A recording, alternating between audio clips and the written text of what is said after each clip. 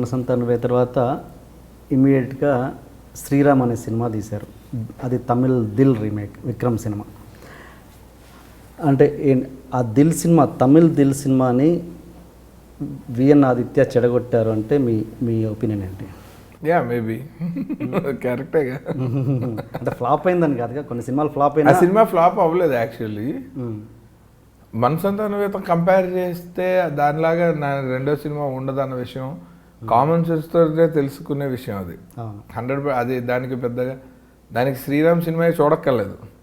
ఎప్పుడైనా మనసంతా నువ్వే లాంటి సినిమా ఒక డైరెక్టర్కి వచ్చిన తర్వాత ఎవడైనా రెండో సినిమా ఆడదు ఎప్పుడైనా సరే. ఎందుకు దాన్ని బ్రేక్ చేసిన వాళ్ళు కూడా ఉన్నారుగా. బ్రేక్ అంటే డైరెక్టర్స్ వేరే జానర్ తీసుకుని మాస్ సినిమాల్లో మాత్రమే బ్రేక్ అవుతాయి ఇలాంటి. అవి మాస్ సినిమాలన్నీ మీకు రికార్డ్ ఓరియంటెడ్. ఎమోషనల్ సినిమాలన్నీ కల్ట్ ఎపిక్ మూవీస్ లాగా పేరు వచ్చేస్తే డేంజర్. ఓకే, అలా పేరు రావటము some times it's a risky equation. అది ఓకే. మనసంతా నువ్వేకి ఒక సక్సెస్ఫుల్ ఫిలిం కంటే ఎక్కువ పేరు వచ్చింది.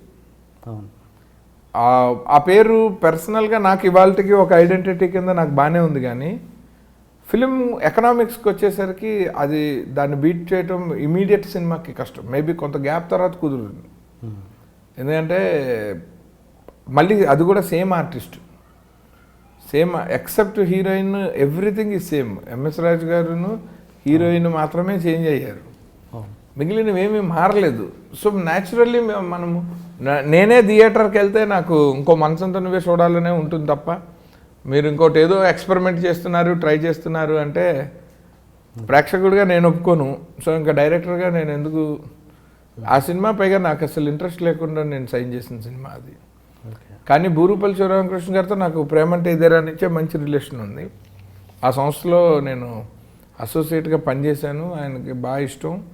మనసంతా నువ్వే అండర్ ప్రొడక్షనే నాకు 50,000 అడ్వాన్స్ పంపించి డబ్బింగ్ థియేటర్కే పంపించి ఆయన ఎలాగైనా నువ్వే డైరెక్టరు, నీ రెండో సినిమా నేనే చేయాలంటే అప్పటికి కూడా నేను ఐ వాజ్ లిటిల్ హెజిటెంట్. అంటే ఇంకో లవ్ స్టోరీ చేద్దాము, లేదా దిల్ కనుక రీమేక్ చేస్తే ఒక అప్పుడే ప్రభాస్తోని జయంత్ గారు ఈశ్వర్ చేస్తున్నారు. సో నేను రోజు సెట్స్కి వెళ్ళేవాడిని, ప్రభాస్ బాగుంటాడని చెప్పేవాడిని. ఒక పోలీస్ ఆఫీసర్ అవ్వాలనుకుంటే ప్రభాస్ని చూస్తాను నేను, భయం వేస్తుంది. అతను ఆ పర్ఫెక్ట్ పోలీస్ ట్రైనీ లాగా ఉంటాడు. ఈ క్యారెక్టర్ చేస్తే ఆయన పైన నేనే రాసిస్తాను 1 year సినిమా. మరి ఎందుకంత ఉదయకిరణ్ ఎందుకు పెట్టుకోవాలి? ఆయన ఆల్రెడీ అసలు ఆ సినిమా నేను కాదు డైరెక్టర్. ఓకే, డైరెక్టర్ ఎవడ మనసంతా నువ్వే ఫ్లాప్ అయితే నేను కాదు డైరెక్టర్, 50,000తో వదిలేసుకునేవాళ్ళు. అది మనసంతా నువ్వేతో సంబంధం లేకుండానే ఉదయ్ కిరణ్కి అడ్వాన్స్ ఇచ్చి దిల్లేమో ఓ 40 లక్షలు పెట్టి కొనేసి రకరకాల డైరెక్టర్లను పరిశీలిస్తుండగా ఈ సినిమా హిట్ అయింది కాబట్టి నేను వచ్చే లైన్లో, లేకపోతే రాను. సో వాళ్ళు కూడా నన్ను మార్కెటింగ్ పాయింట్ ఆఫ్ వ్యూలో ఓకే అనుకున్నారు. So they made their money. కాబట్టి ఎవరు లాస్ట్లో లేము. ఓకే, మరి అంటే మీ కెరియర్ మీరు చూసుకోలేదా? ఏంటి సెకండ్ ఫిల్మ్కి నేను రీమేక్ వెళ్ళాల్సిన అవసరం ఏంటి? నాకు అసలు రీమేక్ చేయటమే ఫస్ట్ ఆఫ్ ఆల్ పెద్ద ఇష్టం ఉండదు. ఎందుకంటే నేను పేపర్ మీద బెటర్ జడ్జు, సినిమా నాకు ఎడిటింగ్ రూమ్లో నేను జడ్జ్ చేయలేను. నాకు బాగా నచ్చేస్తుంది విజువల్గా, నాకు ఏది చూసినా నచ్చేస్తుంది. నేను ఆన్ పేపర్ బెటర్ జడ్జ్. నేను ఒక కథ చదివితే నేను కరెక్ట్గా చెప్పగలను ఇది ఆడుతుందా. ఇవాళకి కూడా నాకున్న పెద్ద ప్లస్ అది. నేను పేపర్ మీద మంచి జడ్జు. మీరు తీసి చూపిస్తే నాకు విపరీతమైన లైకింగ్ అది. ఇంకా మీరు ఎంత పరమ రాడ్ సినిమా అయినా సరే నాకు విజువల్గా చూస్తే బాగుంటుంది. ఎందుకంటే తెలియదు, అది నా నేచర్.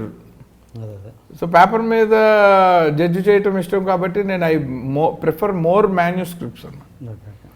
బట్ ఇదేంటంటే నాకు చాలా ప్రెషర్. ఒకటి ఉదయ్ కిరణ్ డేట్స్ ఆ టైంలో అసలు చాలా పీక్లో ఉన్నాడు, అక్కడేమో డైరెక్టర్ లేడు.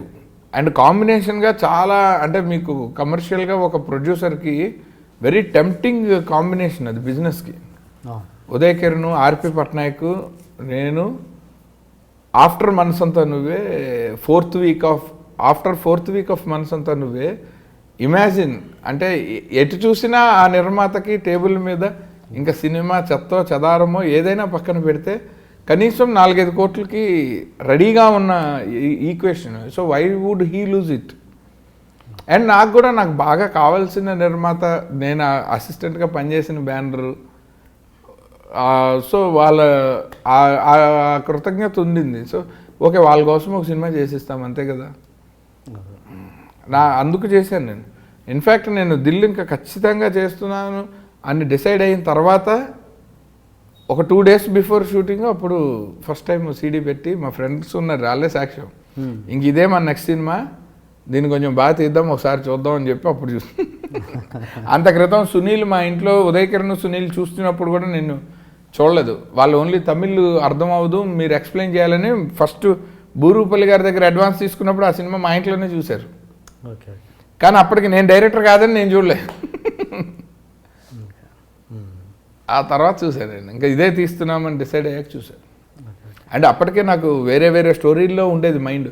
చిరంజీవి గారికి కథ చెప్పాలి, నేను పరచూరి వెంకటేశ్వరరావు గారు, వీరు పోట్ల అందరం దాని మీద ఉండేవాళ్ళం. నాగార్జున గారికి ఆల్రెడీ కామాక్షి మూవీస్కి ఓకే అయిపోయింది, కథ లేదు.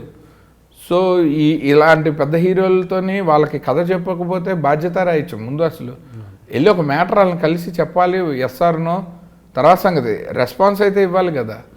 సో ఆ టెన్షన్లో ఉండగా ఈ సినిమా తొందరగా పట్టాలెక్కేసింది. అలాంటప్పుడు అండ్ అందరి దగ్గర మళ్ళీ పర్మిషన్లు తీసుకుని వచ్చాను నేను, ఈ సినిమా చేస్తున్నాను, ఈ కారణం వల్ల చేయాల్సి వస్తుంది ఇది. సో న్యాచురల్లీ అలాంటి స్టేట్ ఆఫ్ మైండ్లో నేనే కాదు అసలు ఎవడున్నా దాన్ని ఒక బ్లాక్ బస్టర్ హిట్ అని నేను అనుకోను. బట్ ఇలాంటివి ఏంటంటే బిజినెస్ చేసేటప్పుడు ఎప్పుడు మాట్లాడకూడదు. మీ ప్రోడక్ట్ మంచి అయినా చెత్త అయినా మార్కెట్లోకి వచ్చేటప్పుడు మాట్లాడటం క్రైమ్. అది ప్రొఫెషనల్ ఎథిక్స్ కాదు. కాబట్టి అండ్ ఈ ఇండస్ట్రీలో కొన్ని రోజులు ఉండాలనుకుంటున్న వాళ్ళు నోరు మూసుకుని ఉండటమే అత్యుత్తమం. చాలా కాలం అయిన తర్వాత ఏటీఎన్ఆర్ గారు అడిగితే చెప్పచ్చు, అన్ని సమస్య పోయాక. ఇంకా అంటే ఎవరికి దీని మీద ₹1 లాభం నష్టం లేనప్పుడు సరదాగా టీఎన్ఆర్ గారితో టీ తాగితే కబులు ఫ్రాంక్గా ఉన్నట్టు ఉంటుంది, నష్టం ఉండదు. ఇప్పుడు ఒక రీమేక్, శ్రీరామ్ రీమేక్ కదా, ఒక రీమేక్ చేస్తున్నప్పుడు ఆ సినిమా చూసి చేయడం కంటే యాజ్ ఇట్ ఈస్గా ఆ స్క్రిప్ట్ మన ముందు పెట్టి మనం ఫ్రెష్గా తీయడం బెటర్గా వస్తుందా, లేదా అది చూడడం కరెక్టా? లేదు, అంటే వన్స్ మనతో పాటు సినిమాని ప్రొడ్యూసర్ కూడా చూసేశాక మీకు ఎక్కువ ఫెసిలిటీస్ ఉండవు ఎప్పుడైనా సరే. ఓకే, నేను అనేది అది ప్రాసెస్ వదిలేసేయండి, వదిలేసి ఆ కంప్లీట్గా ఆ స్క్రిప్ట్ తీసుకొచ్చి తీస్తే ఫ్రెష్గా ఉంటుందా, లేకపోతే యాజ్ ఇట్ ఈస్గా చూసి? లేదండి, నాకు తెలిసి బేసిక్గా ఒక సినిమా ఒక లాంగ్వేజ్లో సక్సెస్ అయిన తర్వాత వీలైనంత వరకు దాన్ని అంటే ఆ మార్పులు అన్నది ఈగో కోసం చేయకుండా మనం కొత్తగా తీయాలి అన్న ఈగో ఉంటే కొత్తగా రాసుకోవటం బెటర్. ఎందుకంటే అప్పుడు ఆ ఈగోకి ఒక ఆన్సర్ ఉంటుంది, మంచైనా చెడైనా. ఆల్రెడీ తీస్తున్నది రీమేక్, మళ్ళీ ఈగో ఎందుకు? దానివల్ల లాభం వస్తే చాలు. లాభం రావటం ద్వారా మనకు కూడా ఇంకో అవకాశం వస్తుంది. ఎప్పుడు మనం ప్రూవ్ చేసుకోవడానికి ఎవ్రీ టైం ఇంకొక సినిమా ఉండాలండి జీవితంలో. నేను దాన్ని నమ్ముతా. అదొక్కటే కెరీర్లో మనం ఉంచేది, తీసేసేది. ఇండస్ట్రీ ఎవరిని ఏమి చేయదు. ఇంకొక ఆపర్చునిటీ, ఇంకొకడు మన ఒక్కడు ప్రపంచంలో ఏదో ఒక మూల వీడితో ఇంకొక సినిమా తీయచ్చు అనిపించుకోవటం ఇట్ సెల్ఫ్ ఈజ్ కెరీర్ నా దృష్టిలో. సో రీమేక్ చేసేటప్పుడు నోరు మూసుకుని ఆ నిర్మాతకి డబ్బులు వచ్చేలా తీస్తే బెటర్. అలా తీసిన డైరెక్టర్లే సక్సెస్ఫుల్. చూడండి, రవిరాజా గారు కానీ, భీమనేని గారు కానీ. లక్కీగా హరీష్ శంకర్, పవన్ కళ్యాణ్తో గబ్బర్ సింగ్ చాలా చేంజెస్ చేశాడు. బట్ సౌత్ ఇండియన్ రీమేక్స్కి నార్త్ ఇండియన్ కన్నడ రీమేక్స్కి డిఫరెన్స్ ఉంది తెలుగులో. మళ్ళీ ఆ మార్కెట్ మనం స్టడీ చేయాలి. ఎమోషన్స్ చాలా మారుతాయి వాళ్ళకిను మనకి. మీకు తమిళ్, మలయాళము, తెలుగు ఇవన్నీ ఒకలా ఉంటాయి, సేమ్ ఎమోషన్స్. కాబట్టి మనం మార్చక్కర్లేదు ఎక్కువ. హిందీను కన్నడ మనకి చాలా డిఫరెన్స్ ఉంటుంది. బేసిక్ రియాక్షన్స్లోనే తేడా ఉంటుంది హ్యూమన్ లైఫ్లో. అవి చేసినప్పుడు హరీష్ శంకర్ చాలా ఇంటెలిజెంట్గా మార్చాడు కాబట్టి అతను సక్సెస్ఫుల్. కానీ పాతలో యాజ్ ఇట్ ఈస్గా తీసేవాళ్ళుగా, Telugu to Hindi, Hindi to Telugu dub చేసి ఆడేసేవి. డబ్ కాదు, remake. Suppose like Beta, Anil Kapoor, అవన్నీ తెలుగు నుంచి వెళ్ళినవేగా. అదే Telugu Hindi as it is తీశారు. Please subscribe to Please subscribe for more videos.